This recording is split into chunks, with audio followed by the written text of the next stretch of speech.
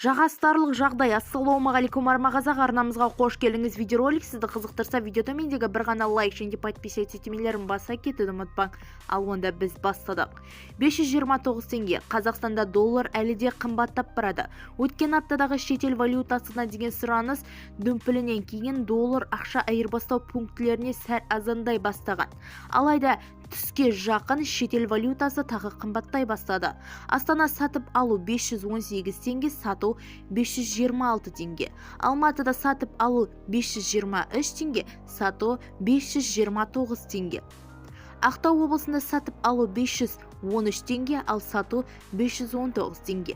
Ақтөбе облысында сатып алу 520,15 теңге, сату есе 529,15 теңге. Қостанай облысында сатып алу 2522, ал сату болса 528 теңге.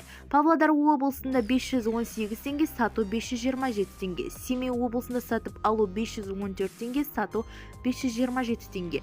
Талғардағы қорытынды бойынша сатып алу 520 теңге, сату 527 теңге. Сонымен қоса Шымкент ең соңғы көшбасшы болып, сатып алу 524 теңге, сату 529 теңге. Бізді тамашалауды жалғастырыңыз, сау саламат болыңыз.